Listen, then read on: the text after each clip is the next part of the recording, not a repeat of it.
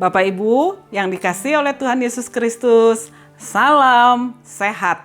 Dan kita berjumpa di dalam renungan harian GKI Kebonjati pada hari ini. Kiranya kasih Kristuslah yang akan memimpin perjalanan atau ziarah iman kita hari ini. Bagaimana hari ini kita akan menjalani kehidupan kita? Bagaimana hari ini kita akan berziarah di dalam iman kita?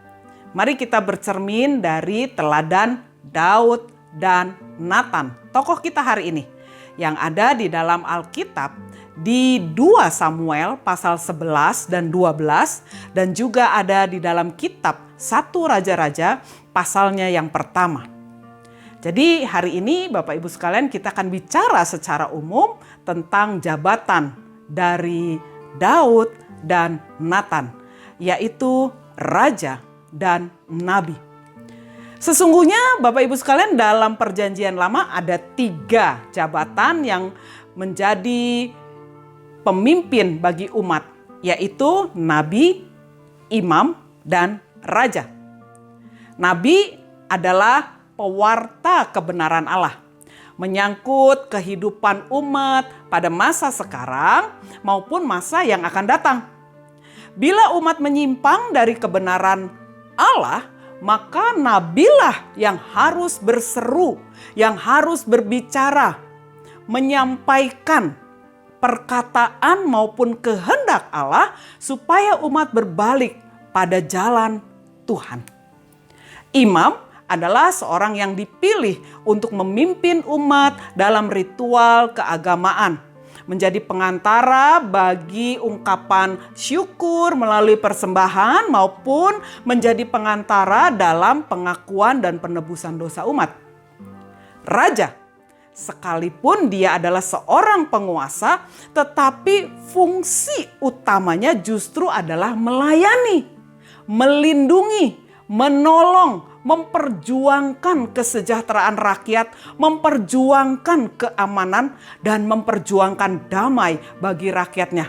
Dan raja sekalipun dia penguasa, tapi dia harus tetap tunduk dan taat pada suara dan kehendak Tuhan. Tokoh kita hari ini adalah Daud dan Natan, raja dan nabi. Daud sebagai raja yang dikenal penuh dengan integritas, penuh dengan kebijakan, penuh dengan hikmat, dia terlatih untuk menguasai diri. Sekalipun Bapak Ibu sekalian tidak sempurna. Ada saatnya ego dan nafsunya mengalahkan segala hikmat, integritas, dan penguasaan diri yang telah dilatih oleh Daud bertahun-tahun.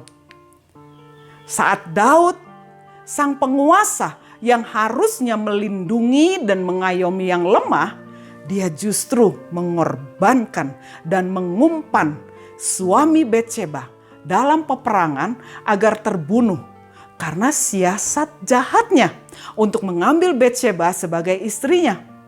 Nah, saat itulah Natan, sang suara Tuhan, berbicara dan mengingatkan, bahkan menegur Daud, bahkan kemudian menyatakan apa yang akan menjadi konsekuensi dari siasat dan tindakan jahat Daud. Tetapi Bapak Ibu sekalian, ada saatnya juga Natan yang harus menyuarakan suara Tuhan berbicara ketika Daud sudah menjadi tua dan tahtanya direbut oleh salah satu anaknya, padahal Tuhan menjanjikan tahta Daud untuk Salomo, maka Natan juga mengajak, mengingatkan Daud dan menolong Daud supaya kehendak Tuhan atas diri Salomo terwujud. Dalam perjanjian baru, hakikat nabi, imam, dan raja dilekatkan sebagai hakikat yang disandang oleh Yesus Kristus dengan sempurna.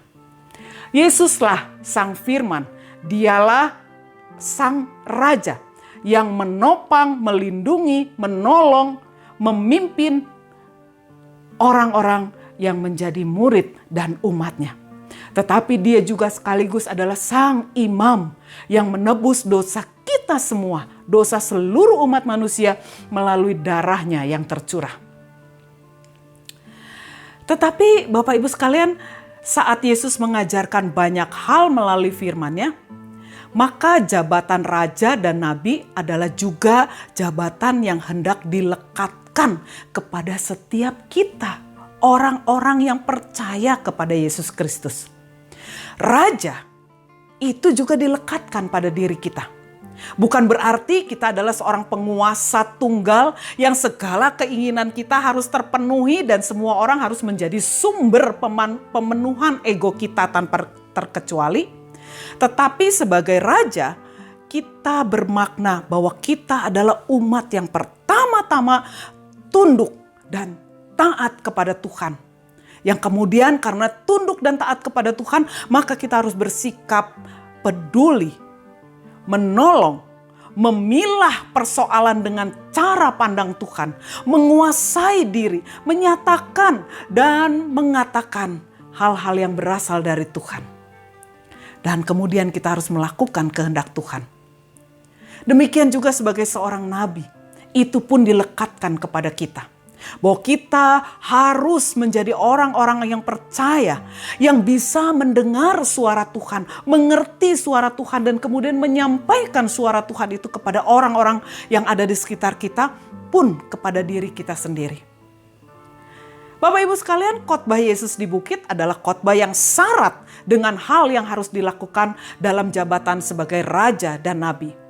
Bahwa kita adalah terang dan garam dunia, itu adalah tugas dari bahwa kita adalah terang dan garam dunia, itu adalah bagian yang harus dikerjakan oleh seorang raja dan nabi sebagaimana Daud dan Nathan. Tentu saja kita juga tidak dapat sempurna melakukan tindakan sebagai raja dan nabi. Tetapi tidak berarti kita tidak melakukannya. Dan kita cuma beralasan, susah, cuma Yesus yang bisa. Karena nyatanya tidak demikian. Karena Tuhan memberi kemampuan kepada kita untuk menjadi raja dan nabi. Jadi hari ini Bapak Ibu sekalian, mari kita upayakan hari ini saja kita memproses diri menjadi raja dan nabi. Esok Tuhan Yesus berkata, punya kesusahannya sendiri. Tuhan memberkati. Amin.